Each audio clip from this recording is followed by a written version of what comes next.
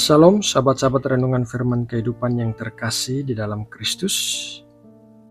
Firman Tuhan berkata bahwa kita memiliki Roh Kudus di dalam diri kita.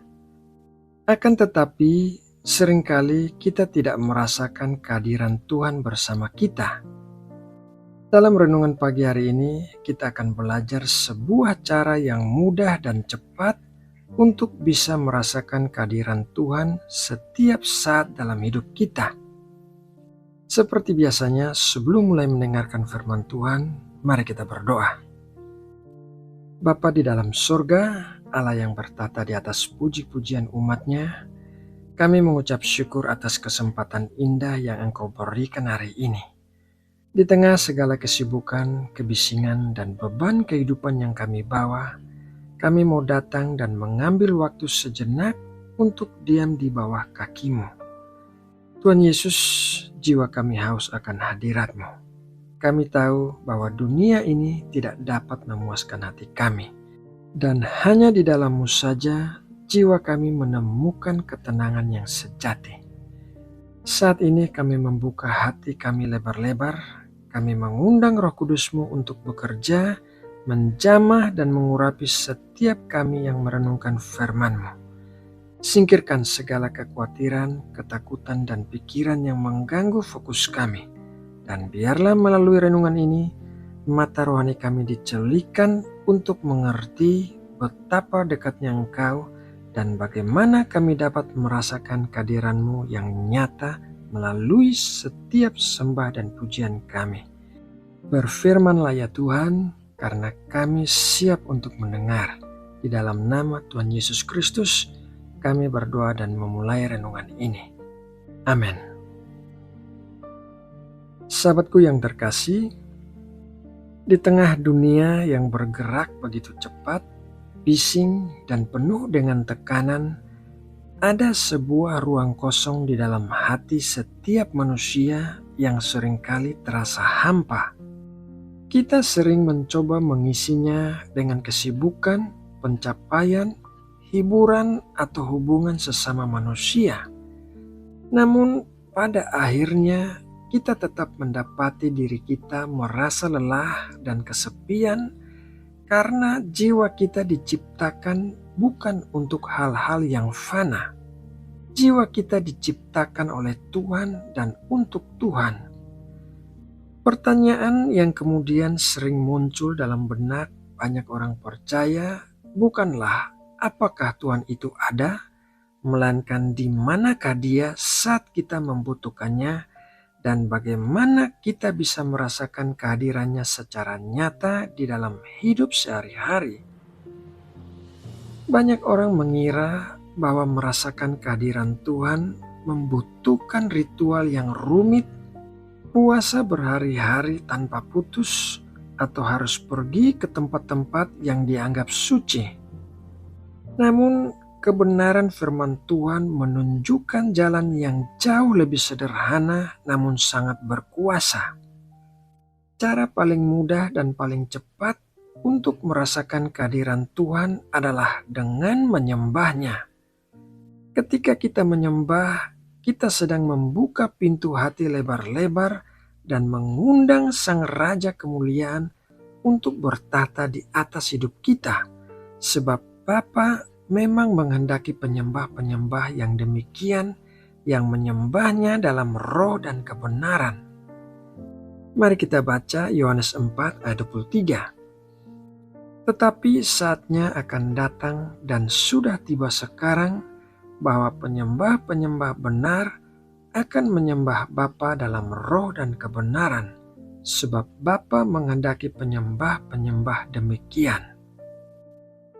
Ketika kita berbicara tentang penyembahan, tokoh Alkitab yang paling melekat dengan identitas ini adalah Raja Daud.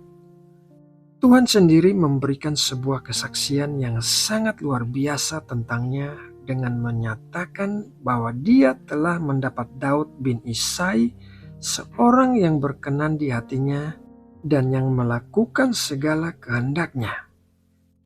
Apa yang membuat Daud begitu istimewa di mata Tuhan bukanlah karena ia seorang raja yang tidak pernah berbuat dosa, bukan pula karena ia seorang pahlawan perang yang tidak terkalahkan. Rahasia terbesar Daud terletak pada pola hidupnya yang merupakan seorang penyembah sejati sejak masa mudanya yang terus konsisten di setiap musim kehidupannya.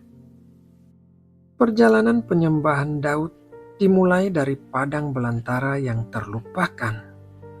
Sebelum namanya dieluk-elukan oleh bangsa Israel, ia hanyalah seorang anak bungsu yang tugasnya menjaga beberapa ekor domba. Ia diabaikan oleh kakak-kakaknya dan bahkan sempat terlupakan oleh ayahnya sendiri ketika Nabi Samuel datang untuk mencari raja baru. Namun di tengah kesepian padang belantara itu, Daud tidak mengeluh. Ia membawa kecapinya di bawah terik matahari dan dinginnya malam untuk belajar menyembah Tuhan. Di sanalah ia menciptakan mazmur-mazmur yang indah, menyembah untuk penonton tunggal yaitu Tuhan semesta alam. Dan ia belajar bahwa kehadiran Tuhan jauh lebih dari cukup untuk memuaskan jiwanya. Gaya hidup yang terbangun di padang belantara ini membentuk Daud menjadi pribadi yang tetap menyembah saat menderita dan ditekan. Ujian penyembahan yang sesungguhnya adalah ketika badai hidup datang menerpa dan Daud lulus dalam ujian ini. Sebagian besar mazmur yang ditulisnya justru lahir dari gua-gua pelarian saat jiwanya terancam oleh kejaran Raja Saul atau ketika ia dikhianati oleh anaknya sendiri, Absalom. Di tengah penderitaannya itu, ia tidak mengutuki keadaan atau mencari pelampiasan yang berdosa.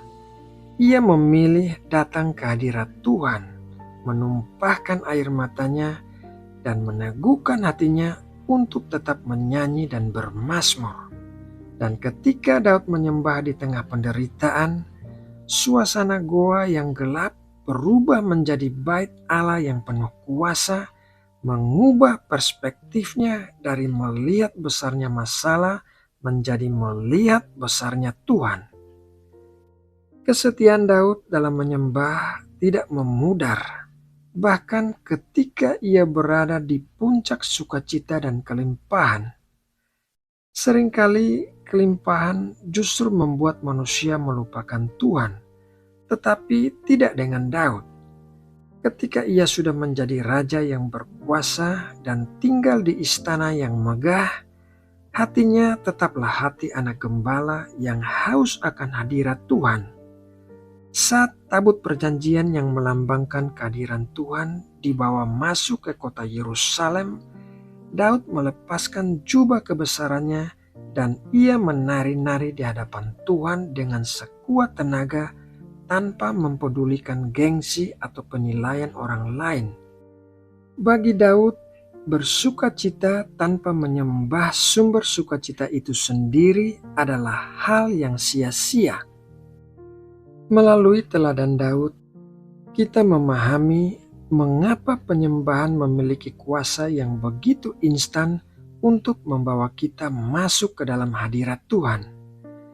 Firman Tuhan mengingatkan bahwa Allah yang kudus itu bersemayam atau tinggal di atas puji-pujian umatnya. Prinsip kerajaan Allah menyatakan bahwa Tuhan tidak bertata di atas keluhan atau kekhawatiran kita, melainkan di atas penyembahan kita. Saat kita menyembah, fokus kita bergeser seutuhnya dari masalah kepada kebaikan dan kuasa Tuhan. Penyembahan juga meruntuhkan keangkuhan karena arti kata menyembah itu sendiri adalah merendahkan diri. Dan saat kita merendahkan diri, Tuhan akan mendekat. Seketika itu juga atmosfer rohani di sekitar kita berubah. Ketakutan diusir dan digantikan oleh damai sejahtera yang melampaui segala akal. Untuk mengalami hadirat ini setiap hari, kita perlu membangun gaya hidup penyembah yang tidak bergantung pada kemampuan bermain musik atau suara yang merdu. Karena penyembahan adalah soal sikap hati. Kita bisa memulainya setiap pagi. Kita bisa mengambil waktu sejenak sebelum menyentuh kesibukan dunia untuk sekedar mengangkat tangan dan mengucap syukur. Kita juga dapat membawa aliran penyembahan ini ke dalam rutinitas sehari-hari, baik saat berjalan, memasak, atau di sela-sela pekerjaan dengan menjaga hati tetap tertuju kepadanya. Bahkan di masa-masa sulit, saat doa belum dijawab atau saat mengalami kekecewaan, mengambil keputusan iman untuk tetap menyembah adalah korban penghormatan yang sangat harum di hadapan Tuhan. Kehadiran Tuhan bukanlah sesuatu yang jauh dan tidak tersentuh, karena melalui pengorbanan Tuhan Yesus Kristus di kayu salib, jalan menuju tahta kasih karunia Allah kini terbuka lebar bagi setiap kita. Tuhan tidak pernah menjauhkan dirinya, dan kini pilihan ada di tangan kita untuk menyediakan waktu baginya. Karena itu, jangan tunggu sampai masalah kita selesai atau sampai suasana hati kita membaik baru kita datang menyembah. Jadikanlah penyembahan sebagai nafas hidup. Saat menderita, menyembahlah, maka Tuhan akan menjadi kekuatanmu, dan saat bersukacita, menyembahlah, maka Tuhan akan menjadi kemuliaanmu. Ketika kita menyerahkan hidup menjadi penyembah yang benar dalam roh dan kebenaran, kita akan mendapati hadiratnya senantiasa nyata, membungkus jiwa dengan kedamaian yang tidak tergoyahkan dan mengubah hidup kita selamanya. Nah, sahabatku yang terkasih di dalam Tuhan Yesus, demikianlah renungan pagi dan doa pagi kita hari ini. Semoga renungan ini menguatkan kita semua. Mari kita berdoa. Bapa yang baik, terima kasih atas kebenaran firman-Mu yang telah menyegarkan dan menegur hati kami hari ini. Melalui teladan hidup Daud, kami diingatkan kembali bahwa Engkau mencari penyembah-penyembah yang benar, yang menyembah-Mu dalam roh dan kebenaran di setiap musim kehidupan. Ampuni kami ya Tuhan, jika selama ini kami lebih sering mengeluh daripada menyembah-Mu saat badai datang, atau jika kami sering melupakan-Mu ketika Engkau memberkati kami dengan kelimpahan. Kami berdoa biarlah firman ini tidak berlalu begitu saja, melainkan tertanam kuat dan berbuah dalam kehidupan kami sehari-hari. Mulai hari ini, ubahlah hati kami menjadi hati seorang penyembah sejati. Di padang belantara kesepian kami, biarlah kami tetap menyembah-Mu. Di dalam goa penderitaan dan kekecewaan kami, mampukan kami untuk tetap menaikkan korban pujian bagi-Mu.